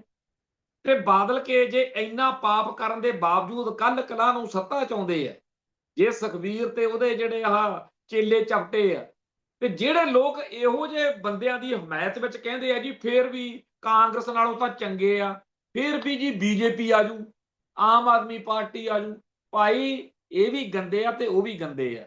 ਪਰ ਜਿਹੜਾ ਪੰਥ ਦਾ ਨੁਕਸਾਨ, ਕੌਮ ਦਾ ਨੁਕਸਾਨ, ਇੰਨਾ ਅੰਨਾ ਝੂਠ, ਫਿਰ ਇਸੇ ਕਰਕੇ ਬੀਬੀ ਹਰਸਿਮਰਤ ਕੌਰ ਦੇ ਬਲਿਹਾਰੇ ਜਾਣ ਨੂੰ ਜੀ ਕਰਦਾ, ਜਿਨ੍ਹਾਂ ਨੇ ਅਰਦਾਸ ਕੀਤੀ ਕਿ ਸਾਡਾ ਕੱਖ ਨਾ ਰਵੇ। ਵਾਕਿਆ ਹੀ ਕੱਖ ਨਹੀਂ ਰਹਿਣਾ ਚਾਹੀਦਾ। ਜਿਹੜੇ ਇੰਨੇ ਪਾਪੀ ਨੇ ਕਿ ਸਾਡੇ ਧਰਮ ਦੀ ਪਾਕ ਪਵਿੱਤਰ ਉੱਚੀ ਸੁੱਚੀ ਜਿਹੜੀ ਸਾਡੀ ਟੈਂਪਰਲ ਸੀਟ ਆ ਅਕਾਲ ਤਖਤ ਸਾਹਿਬ, ਉੱਥੋਂ 2 ਦਸੰਬਰ ਦੇ ਹੁਕਮਨਾਮਿਆਂ ਦੇ ਖਿਲਾਫ ਇਸ ਤਰੀਕੇ ਨਾਲ ਇਹਨਾਂ ਨੂੰ ਡਰ ਨਹੀਂ ਲੱਗਦਾ ਝੂਠ ਬੋਲਣ ਲੱਗੇ।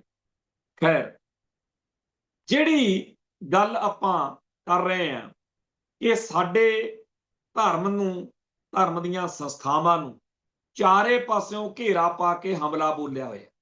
ਸੋਸ਼ਲ ਮੀਡੀਆ ਦੇ ਉੱਤੇ ਬਹੁਤ ਲੋਕ ਸਰਗਰਮ ਹੈ ਜਿਹੜੇ ਨੈਗੇਟਿਵਿਟੀ, ਨਕਾਰਾਤਮਕ, ਨਾਵਾਚਕਤਾ ਫੈਲਾਉਣ ਲੱਗੇ ਹੋਏ ਨੇ। ਕੱਲ ਬੇਸ਼ੱਕ ਬਹੁਤ ਦੁਖੀ ਤੇ ਔਖੇ ਹੋ ਕੇ ਉੱਥੇ ਲੋਕ ਬੈਠੇ ਰਹੇ, ਪਰ ਤੇਜਾ ਸਿੰਘ ਸਮੁੰਦਰੀ ਹਾਲ ਦੇ ਵਿੱਚ ਕਿਸੇ ਨੇ ਖੁੜਦੰਬ ਨਹੀਂ ਪਾਈ।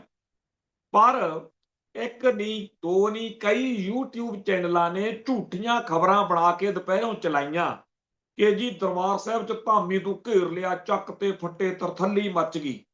ਜਦੋਂ ਮੈਂ ਉਹ ਸਾਰੇ ਦੇਖ ਰਿਹਾ ਸੀ ਸਕਰੀਨਸ਼ਾਟ ਵਗੈਰਾ, ਤੇ ਇੱਕਦਮ ਕਾਹਲ ਨਾਲ ਉੱਥੇ ਅੰਦਰ ਪਤਾ ਲਿਆ ਹੈ ਕੁਛ ਨਹੀਂ ਸੀ। ਫਿਰ ਮੈਨੂੰ ਚੇਤੇ ਆਇਆ ਕਿ ਤੈਨੂੰ ਤਾਂ ਸਾਧਨ ਨੇ, ਬੰਦੇ ਨੇ, ਤੂੰ ਪਤਾ ਕਰ ਲਿਆ, ਪਰ ਜਿਹੜੇ ਸਾਡੇ ਭਰਾ ਦੂਰ ਨੇੜੇ ਬੈਠੇ ਆ ਉਹਨਾਂ ਨੂੰ ਤਾਂ ਇਹੀ ਲੱਗਦਾ ਹੋਣਾ ਕਿ ਅੰਦਰ ਤਾਂ ਡਾਂਗਾ ਚੱਲ ਪਈਆਂ। ਹੁਣ YouTube ਚੈਨਲਾਂ ਦੇ ਉੱਤੇ ਮੈਂ ਸਾਡੀ ਕੌਮ ਨੂੰ ਬੇਨਤੀ ਕਰਦਾ, ਮੈਂ ਰੋਜ਼ ਪਿੱਟਦਾ ਕਿ ਇਹ ਜਿਹੜਾ ਸੋਸ਼ਲ ਮੀਡੀਆ ਦੇ ਰਾਹੀਂ ਸਿੱਖਾਂ ਦੇ ਘਰੇ ਜੰਮੇ ਹੋਏ ਬਹੁਤ ਸਾਰੇ ਮੁੰਡੇ ਕੁੜੀਆਂ, ਸਿੱਖੀ ਦੀਆਂ ਜੜ੍ਹਾਂ ਵੱਢਣ ਵਾਲੇ, ਲਾਈਕ ਵਿਊ ਸ਼ੇਅਰ ਦਾ ਨੋਟ ਕਮਾਉਣ ਦਾ ਚੱਕਰ ਨਹੀਂ ਹੈਗਾ। ਇਹਨਾਂ ਨੂੰ ਕੋਈ ਮਾਇਆ ਦੇ ਰਿਹਾ, ਕੋਈ ਗੱਫੇ ਦੇ ਰਿਹਾ ਕਿ ਪੁੱਠੀਆਂ ਗੱਲਾਂ ਕਰੋ, ਅਕਾਲ ਤਖਤ ਸਾਹਿਬ ਦੇ ਖਿਲਾਫ, ਜਥੇਦਾਰ ਸਾਹਿਬਾਨ ਦੇ ਖਿਲਾਫ, ਸ਼੍ਰੋਮਣੀ ਕਮੇਟੀ ਦੇ ਖਿਲਾਫ, ਅਕਾਲੀ ਦਲ ਦੇ ਖਿਲਾਫ, ਗੁਰੂ ਸਾਹਿਬਾਨ ਦੇ ਖਿਲਾਫ, ਸਰੋਵਰਾਂ ਦੇ ਖਿਲਾਫ ਜਿਹੜਾ ਏਜੰਡਾ ਨਰਕਧਾਰੀਆਂ ਦਾ ਸੀ, ਉਸੇ ਏਜੰਡੇ ਨੂੰ ਹਰ ਇੱਕ ਬੰਦਾ ਆਪੋ ਆਪਣੇ ਤਰੀਕੇ ਨਾਲ ਨਕਾਰਾਤਮਕ ਨੈਗੇਟਿਵਿਟੀ ਫੈਲਾਉਣ ਤੇ ਲੱਗਿਆ ਹੋਇਆ। ਹੁਣ ਇਸ ਚੀਜ਼ ਦੇ ਵਿੱਚ ਜਿਹੜੇ ਲੋਕ ਕਹਿੰਦੇ ਆ ਕਿ ਜੀ ਸਾਡੇ ਖਿਲਾਫ ਆਹ YouTube ਚੈਨਲਾਂ ਵਾਲੇ, ਸੋਸ਼ਲ ਮੀਡੀਆ ਵਾਲੇ ਸੱਚ ਦੱਸ ਕੇ ਸਾਡੇ ਕੋਲੋਂ ਸੱਤਾ ਸਾਡੇ ਖਿਲਾਫ ਮਾਹੌਲ ਆ ਜਿਹੜੇ ਸੁਖਬੀਰ ਬਾਦਲ ਹੁਣੀ ਕਰਦੇ ਆ, ਇਹਨਾਂ ਨੂੰ ਸ਼ਰਮ ਨਹੀਂ ਆਉਂਦੀ ਕਿ ਪੰਜਾਬ ਦੇ ਪਿੰਡਾਂ 'ਚ ਟਰਾਲੀਆਂ ਤੇ ਲਿਖਿਆ ਹੁੰਦਾ, ਰੱਬ ਨਾ ਕਿਸੇ ਦਾ ਵੈਰੀ, ਵੈਰੀ ਤੇਰੇ ਐਬ ਬੰਦੇ ਆ। ਅਸਲ ਵਿੱਚ ਜਿਹੜੀ ਇਹਨਾਂ ਦੀਆਂ ਜ਼ਮਾਨਤਾਂ ਜ਼ਬਤ ਹੋਣ ਵਾਲੀ ਸਥਿਤੀ ਬਣੀ ਹੈ, ਜਿਹੜਾ ਇਹਨਾਂ ਨੂੰ ਪਰਾਲੀ ਦੇਣ ਨੂੰ ਵੀ ਕੋਈ ਤਿਆਰ ਨਹੀਂ ਵੀ ਚਲੋ ਪੁਤਲਾ ਬਣਾ ਕੇ ਫੂਕਣਾ, ਜਿਹੜਾ ਇਹਨਾਂ ਨੇ ਬੇਅਦਬੀ ਦੀ ਜਾਂਚ, ਉਹ ਸਾਰੇ ਜਿਹੜੇ ਰਿਪੋਰਟਾਂ ਸੀ ਜਿਸ ਤਰੀਕੇ ਨਾਲ ਉਹਨਾਂ ਨੂੰ ਪੰਜਾਬ ਵਿਧਾਨ ਸਭਾ ਦੇ ਵਿੱਚ, ਅਸੈਂਬਲੀ ਦੇ ਵਿੱਚ ਜਲੀਲ ਕੀਤਾ, ਇਹ ਸਾਰੇ ਕਾਸੇ ਦੇ ਨਤੀਜੇ ਵਜੋਂ ਆਹੀ ਕੁਝ ਹੋਣਾ ਸੀ। ਇਹ ਆਪਦੀਆਂ ਕਰਤੂਤਾਂ ਦੇ ਬਾਰੇ ਤਾਂ ਉਲਟਾ ਪੰਥ ਨੂੰ ਗਾਲਾਂ ਕੱਢਦੇ ਆ ਸੁਖਬੀਰ ਬਾਦਲ ਹੁਣੀ, ਕਹਿੰਦੇ ਤੁਸੀਂ ਗਲਤੀ ਕਰ ਲਈ ਜਿਹੜਾ ਸਾਨੂੰ ਜਿਤਾਇਆ ਨਹੀਂ। ਬੱਲੇ ਬਈ, ਉਹਨਾਂ ਨੂੰ ਜਿਤਾਓ ਜਿਨ੍ਹਾਂ ਨੇ ਸਾਡੀ ਕੌਮ ਦੇ ਸਭ ਤੋਂ ਪਵਿੱਤਰ ਹਿੱਸੇ ਤੇ ਹਮਲਾ ਹੋਣ ਦਿੱਤਾ, ਸਾਹਿਬ ਸ੍ਰੀ ਗੁਰੂ ਗ੍ਰੰਥ ਸਾਹਿਬ ਜੀ।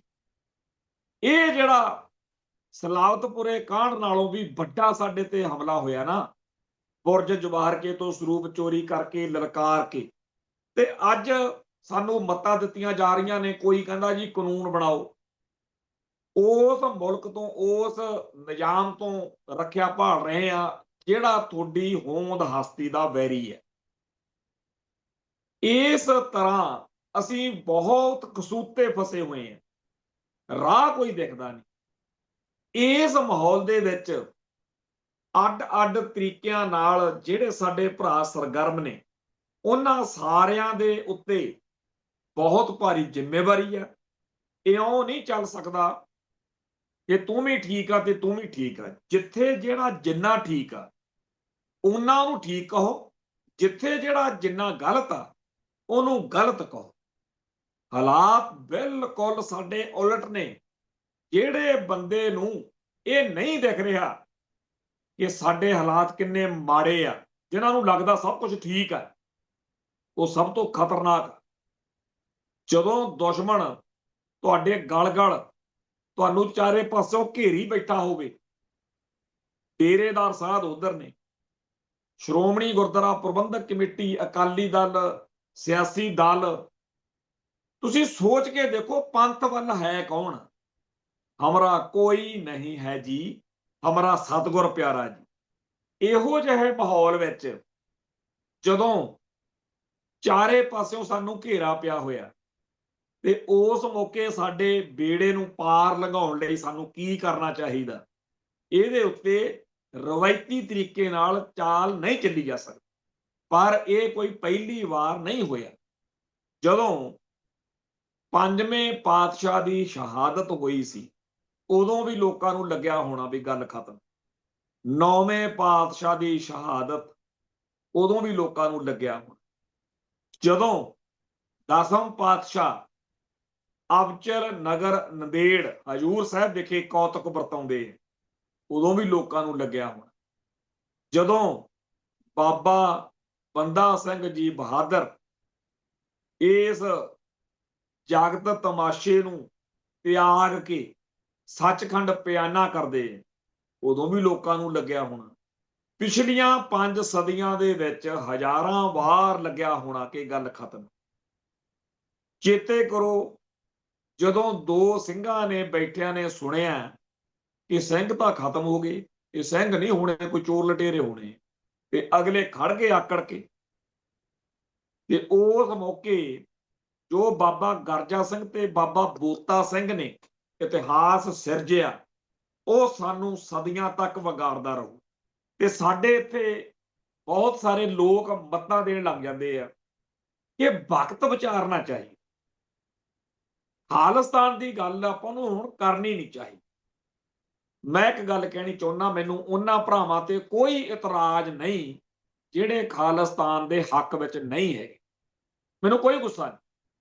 ਤੇ ਕਿਸੇ ਵੀ ਖਾਲਿਸਤਾਨੀ ਨੂੰ ਕੋਈ ਲੋੜ ਨਹੀਂ ਹੈਗੀ ਕਿ ਭਾਰਤ ਮਾਤਾ ਦੇ ਲਾਡਲੇ ਤੁਹਾਡੇ ਵਰਗੇ ਉਹਨਾਂ ਸਿੱਖਾਂ ਨੂੰ ਮੱਤਾਂ ਦੇ ਕੇ ਸਮਝਾਉਂਦਾ ਫਿਰੇ। ਤੁਸੀਂ ਸਾਨੂੰ ਬਖਸ਼ ਦਿਓ, ਬਸ ਸਾਨੂੰ ਕਮਲ ਕੁੱਟੀ ਜਾਣ ਦਿਓ ਜਿਹੜਾ ਅਸੀਂ ਖਾਲਿਸਤਾਨ ਦੇ ਰਾਹ ਪਏ ਹੋਏ। ਤੁਸੀਂ ਆਪਦੀ ਡੁਗਡੁਗੀ ਖੜਕਾਓ। ਜਦੋਂ ਵਕਤ ਆਇਆ, ਜਦੋਂ ਗਲ ਵਿੱਚ ਟਾਇਰ ਪਾਇਆ, ਜਦੋਂ ਤੁਹਾਡੀ 6 ਮਹੀਨੇ ਦੀ ਬੱਚੀ ਨਾਲ 90 ਸਾਲ ਦੀ ਮਾਈ ਨਾਲ ਗਵਾਂਢ ਚੋਂ ਲਾਰਾ ਜੀ ਨਿਕਲ ਕੇ ਚਿੰਬੜੇ, ਆਪੇ ਪਤਾ ਲੱਗ ਜੂ ਵੀ ਅਸੀਂ ਕੀ ਤੇ ਕਿਉਂ ਕਹਿੰਦੇ ਸੀ। ਅਸੀਂ ਤਾਂ 1947 ਮੌਕੇ ਜੋ ਸਾਡੇ ਬਜ਼ੁਰਗਾਂ ਨੇ ਇਹਨਾਂ ਉੱਤੇ ਯਕੀਨ ਕੀਤਾ, ਇਹਨਾਂ ਨੇ ਅਕਿਰਤ ਘਣਤਾ ਦਿਖਾਈ, ਤੇ ਅੱਜ ਇੰਨੇ ਸਾਲਾਂ ਬਾਅਦ ਸਦੀਆਂ ਨੇ ਸਜ਼ਾ ਪਾਈ ਹੈ ਵਾਲੀ ਗੱਲ। ਤੇ ਰੱਬ ਕਰੇ ਕੱਲ ਕਲਾਂ ਨੂੰ ਖਾਲਿਸਤਾਨ ਬਣ ਜਾਵੇ। ਜਿਨ੍ਹਾਂ ਨੂੰ ਖਾਲਿਸਤਾਨ ਚੰਗਾ ਨਹੀਂ ਲੱਗਦਾ, ਜਿਨ੍ਹਾਂ ਨੂੰ ਇਹਨਾਂ ਲਾਲਿਆਂ ਦੇ ਵਿੱਚ ਰਹਿ ਕੇ ਇਹਨਾਂ ਦੇ ਜੁੱਤੀਆਂ ਚੱਟਣ ਵਿੱਚ ਸਵਾਦ ਜ਼ਿਆਦਾ ਆਉਂਦਾ, ਉਹ ਬਾਈ ਮੌਜ ਨਾਲ ਉਧਰ ਰਹੇ। ਉਹਨੂੰ ਕੋਈ ਨਹੀਂ ਸੱਦਦਾ ਵੀ ਤੁਸੀਂ ਇੱਧਰ ਆਏ। ਦੱਬ ਕੇ ਰਹੋ ਖਾਲਿਸਤਾਨ ਦੇ ਉਲਟ ਹਿੰਦੁਸਤਾਨ 'ਚ ਰਹੋ। ਤੁਸੀਂ ਉੱਥੇ ਮੌਜਾਂ ਲੁੱਟਿਓ ਜੀ, ਅਸੀਂ ਇੱਥੇ ਔਖੇ ਰਹੀਏ ਸੌਖੇ ਰਹੀਏ। ਸਾਨੂੰ ਕੋਈ ਲੋੜ ਹੋਊਗੀ ਅਸੀਂ ਤੁਹਾਡੀ ਮਿਹਨਤ ਤਰਲਾ ਕਰਕੇ ਵੀਜ਼ਾ ਲਵਾ ਕੇ ਮਿਲਣ ਆ ਜਾਵਾਂਗੇ, ਪਰ ਸਾਨੂੰ ਨਾ ਤਾਂ ਖਾਲਿਸਤਾਨ ਬਣਨ ਤੱਕ ਤੁਸੀਂ ਮੱਤਾਂ ਦਿਓ ਕਿ ਖਾਲਿਸਤਾਨ ਦੇ ਰਾਹ ਨਾ ਪਵੋ, ਨਾ ਜਦੋਂ ਬਣ ਗਿਆ ਤੁਸੀਂ ਉਦੋਂ ਕਹੋ ਵੀ ਅਸੀਂ ਜੀ ਰਹਿਣਾ ਨਹੀਂ ਜਾਂ ਰਹਿਣਾ। ਤੁਹਾਡੀ ਮਰਜ਼ੀ ਹੈ, ਅਸੀਂ ਨਹੀਂ ਕਹਿੰਦੇ ਵੀ ਤੁਸੀਂ ਨਾ ਰਹੋ, ਪਰ ਤੁਹਾਨੂੰ ਜਦੋਂ ਚੰਗਾ ਨਹੀਂ ਲੱਗਦਾ, ਜਦੋਂ ਤੁਸੀਂ ਲਾਲਿਆਂ ਦੇ ਵਿੱਚ ਰਹਿ ਕੇ ਜ਼ਿਆਦਾ ਖੁਸ਼ ਹੋ, ਤੁਸੀਂ ਉੱਧਰ ਰਹਿ ਲਓ। ਸਾਥੋਂ ਨਹੀਂ ਇਹ ਜ਼ੁਲਮ ਆਪਣੀ ਕੌਮ ਉੱਤੇ ਝੱਲ ਹੁੰਦਾ, ਅਸੀਂ ਜਲੀਲ ਹੋਣ ਨੂੰ ਤਿਆਰ ਨਹੀਂ। ਪਰ ਇੰਨੀ ਤੁਹਾਨੂੰ ਗਰੰਟੀ ਦਿੰਨੇ ਆ, ਜਦੋਂ ਖਾਲਿਸਤਾਨ ਬਣ ਗਿਆ, ਜਦੋਂ ਤੁਸੀਂ ਇਹਨਾਂ ਬਾਹਮਣ ਬਾਣੀਆਂ ਦੇ ਚੱਕਰ ਦੇ ਵਿੱਚ ਫਸ ਕੇ ਦੁਬਾਰਾ ਫੇਰ ਚਲੇ ਗਏ, ਤੁਹਾਡੇ ਪੋਤੇ ਦੋਤੇ ਤੁਹਾਡੇ ਜੁੱਤੀਆਂ ਮਾਰਿਆ ਕਰਨਗੇ ਕਿ 1947 ਮੌਕੇ ਤਾਂ ਚਲੋ ਮੰਨ ਲਿਆ ਵੀ ਤੁਸੀਂ ਧੋਖਾ ਖਾ ਗਏ ਆਪਣੀ ਕੌਮ ਬਜ਼ੁਰਗ, ਆ ਤੁਸੀਂ ਹੁਣ ਕਾਹਤੋਂ ਗੰਦ ਪਾਇਆ। ਸੋ ਜਿਹੜੇ ਜਿਹੜੇ ਲੋਕ ਸਾਰੇ ਭਾਰਤ ਵਿੱਚ ਰਹਿੰਦੇ ਹੋਏ ਮੱਤਾਂ ਦਿੰਦੇ ਆ, ਦੁੱਕੀ ਦਾ ਲਾਲਾ ਨਹੀਂ ਹੁੰਦਾ, ਕਹਿੰਦੇ ਕਹਾਉਂਦੇ ਸਰਦਾਰ ਦੀ ਦਾੜੀ ਪੱਟੀ ਬੈਠਾ ਹੁੰਦਾ। ਆ ਪਰਸੋਂ ਦਿੱਲੀ ਦੀ ਇੱਕ ਵੀਡੀਓ ਘੁੰਮ ਰਹੀ ਸੀ, ਬਾਅਦ ਵਿੱਚ ਚਾਹੇ ਉਹਨਾਂ ਤੇ ਕਾਰਵਾਈ ਹੋ ਹੀ ਗਈ, ਪਰ ਕੁੱਟ ਕੇ ਸ਼ਰੇਆਮ ਸਿੱਖ ਨੂੰ ਕਤਲ ਕੀਤਾ ਦਿੱਲੀ ਦੇ ਵਿੱਚ। ਸਾਰੇ ਟੱਬਰ ਨੂੰ ਧੂਹੀ ਫਿਰਦੇ ਸੀ ਅਮਰੂਦਾਂ ਵਾਲੀ ਰੇਹੜੀਆਂ। ਤੇ ਇਹਦੇ ਉਲਟ ਪੰਜਾਬ ਦੇ ਵਿੱਚ ਕਿਸੇ ਲਾਲੇ ਨੂੰ ਘੂਰਾ ਮਾਰ ਕੇ ਦਿਖਾਓ ਮਾੜਾ ਜਿਹਾ, ਆ ਟਰੱਕਾਂ ਵਾਲੇ ਜਾਂ ਹੋਰ ਜਿਹਦਾ ਜੀ ਕਰਦਾ, ਆ ਹਿਮਾਚਲ ਦੇ ਵਿੱਚ ਹੀ ਲਾਲੇ ਨਹੀਂ ਮਾਨ। ਤੇ ਜਿਹੜੇ ਲੋਕ ਪੰਜਾਬ ਤੋਂ ਬਾਹਰ ਜਦੋਂ ਲਾਲੇ ਇਹਨਾਂ ਦੇ ਛੱਤਰ ਫੇਰਦੇ ਆ, ਉਦੋਂ ਪਿੱਟਣ ਲੱਗ ਜਾਂਦੇ ਆ ਪੰਜਾਬ ਵੱਲ ਮੂੰਹ ਕਰਕੇ, ਪੰਥ ਬਚਾਵੇ। ਜੇ ਇਹਨਾਂ ਨੂੰ ਕਹੀਏ ਵੀ ਖਾਲਿਸਤਾਨ, ਫਿਰ ਕਹਿੰਦੇ ਨਹੀਂ ਖਾਲਿਸਤਾਨ ਨਹੀਂ ਹੋਣਾ ਚਾਹੀਦਾ। ਭਾਈ ਜਦੋਂ ਤੁਹਾਡਾ ਨਿਸ਼ਾਨਾ ਇਹ ਆ ਕਿ ਅਸੀਂ ਭਾਰਤ ਵਿੱਚ ਰਹਿ ਕੇ ਜੁੱਤੀਆਂ ਖਾਣੀਆਂ ਨੇ, ਫਿਰ ਪੰਥਕ ਸ਼ਕਤੀ ਨੂੰ, ਕੌਮ ਪ੍ਰਸਤ ਯੋਧਿਆਂ ਨੂੰ ਹਾਕਾ ਨਾ ਮਾਰਿਆ ਕਰੋ, ਉਹਨਾਂ ਕੋਲੇ ਹੋਰ ਕੰਮ ਬਥੇਰੇ। ਅਸਲੀਅਤ ਇਹ ਆ ਕਿ ਦੁਸ਼ਮਣ ਨੇ ਆਲੇ ਦੁਆਲੇ ਹੋਰ ਲੱਖਾਂ ਹੀ ਕੰਮ ਏਜੰਡੇ ਸੁੱਟਦੇ ਕਿ ਇਹਨਾਂ 'ਚ ਉਲਝੇ ਰਹਿਣ ਸਿੱਖ, ਤੇ ਆਜ਼ਾਦੀ ਦੀ ਗੱਲ ਸੋਚ ਹੀ ਨਾ ਸਕਣ। ਹੁਣ ਜਿੱਥੋਂ ਆਪਾਂ ਸ਼ੁਰੂ ਹੋਏ ਸੀ, 9 ਪੁਲਸੀਆਂ ਨੂੰ ਦੱਖਣੀ ਭਾਰਤ ਵਿੱਚ ਫਾਂਸੀ ਦਾ ਆਰਡਰ ਹੋ ਗਿਆ। ਇੱਧਰ ਆਪਾਂ ਸੋਚੋ ਕਰੋਨਾ ਵਾਲੇ ਦਿਨਾਂ 'ਚ ਕੀ ਕੁਝ ਹੋਇਆ ਪੰਜਾਬ 'ਚ। ਇਹ ਜਿਹੜੇ 9 ਪੁਲਸੀਆਂ ਨੂੰ ਉੱਥੇ ਸਜ਼ਾ ਹੋਈ ਹੈ ਨਾ, ਮਦਰਾਈ ਦੀ ਫਸਟ ਐਡੀਸ਼ਨਲ ਜ਼ਿਲ੍ਹਾ ਤੇ ਸੈਸ਼ਨ ਅਦਾਲਤ ਨੇ ਜਿਹੜੀ ਦਿੱਤੀ ਹੈ ਸਜ਼ਾ, ਇਹ ਸਜ਼ਾ 2020 ਦੇ ਵਿੱਚ ਕਰੋਨਾ ਵਾਲੇ ਦਿਨਾਂ ਦੇ ਵਿੱਚ ਇਹ ਕਹਿ ਕੇ ਪਿਓ ਪੁੱਤ ਨੂੰ ਝੂਠਾ ਦੋਸ਼ ਲਾ ਕੇ ਪੁਲਿਸੀਏ ਚੱਕ ਕੇ ਲੈ ਕੇ ਆਏ ਸੀ ਵੀ ਇਹਨਾਂ ਨੇ ਕਰੋਨਾ ਭੰਗ ਕੀਤਾ ਤੇ ਇਹ ਦੁਕਾਨ ਖੋਲੀ ਬੈਠੇ ਸੀ ਜਾਂ ਜੋ ਵੀ ਕੁਝ ਝੂਠ ਬੋਲ ਕੇ ਲੈ ਕੇ ਆਏ ਸੀ। ਇਹਨਾਂ ਨੂੰ ਚੱਕ ਲਿਆਏ ਤੇ ਇਹਨਾਂ ਬੇਕਿਰਕੀ ਤੇ ਬੇਰਹਿਮੀ ਨਾਲ ਥਾਣੇ 'ਚ ਦੋਨਾਂ ਨੂੰ ਕੁੱਟਿਆ ਤੇ ਕੁੱਟ-ਕੁੱਟ ਕੇ ਮਾਰਤੇ। ਆਖਰ ਰੌਲਾ ਪਿਆ, ਸਜ਼ਾ ਹੋ ਗਈ। ਹੁਣ ਆ ਜਾਓ ਇੱਧਰ ਗੱਲ, ਇੱਥੇ ਵੀ ਪੁਲਿਸੀਆਂ ਨੂੰ ਬਾਦਲਾਂ ਨੇ, ਕਾਂਗਰਸੀਆਂ ਨੇ ਝੂਠੇ ਪੁਲਿਸ ਮੁਕਾਬਲਿਆਂ ਰਾਹੀਂ ਤੇ ਹੋਰ ਖੁੱਲ੍ਹ ਦਿੱਤੀ ਹੋਈ ਆ ਵੀ ਜੋ ਮਰਜ਼ੀ ਕਰਿਆ ਕਰੋ, ਸਿੱਖਾਂ ਦੀ ਤਾਂ ਪਰਵਾਹ ਹੀ ਨਾ ਕਰੋ, ਠੋਕ ਦਿਆ ਕਰੋ। ਇਸੇ ਚਾਅ ਦੇ ਵਿੱਚ ਇਹਨਾਂ ਨੇ ਬੁੱਚੜਪੁਣਾ ਦਿਖਾਇਆ ਸੀ ਜਦੋਂ ਕਰੋਨਾ ਦਾ ਆਰਡਰ ਹੋਇਆ। ਪਹਿਲੇ 5-6 ਦਿਨ ਪੰਜਾਬ ਦੇ ਹਰ ਮੋੜ ਤੇ ਗਰੀਬਾਂ ਦੇ ਉੱਤੇ ਇਹਨਾਂ ਨੇ ਜ਼ੁਲਮ ਕੀਤਾ, ਇਹਨਾਂ ਨੇ ਲੋਕਾਂ ਨੂੰ ਜਲੀਲ ਕੀਤਾ, ਕਿਤੇ ਕੁਛ ਹੋ ਰਿਹਾ, ਕਿਤੇ ਕੁਛ ਹੋ ਰਿਹਾ। ਉਹਨਾਂ ਦਿਨਾਂ ਦੇ ਵਿੱਚ ਪਟਿਆਲੇ ਦੇ ਵਿੱਚ ਨਿਹੰਗ ਸਿੰਘਾਂ ਨਾਲ ਪੰਗਾ ਪੈ ਗਿਆ। ਅਗਲੇ ਨੇ ਗਾਟਾ ਲਾ ਕੇ, ਮਾਫ ਕਰਨਾ, ਗੁੱਟ ਲਾ ਕੇ ਉਹ ਮਾਰਿਆ। ਫਿਰ ਪਿੱਟਦੇ ਫਿਰਦੇ ਸੀ ਮੈਂ ਵੀ ਹਰਜੀਤ।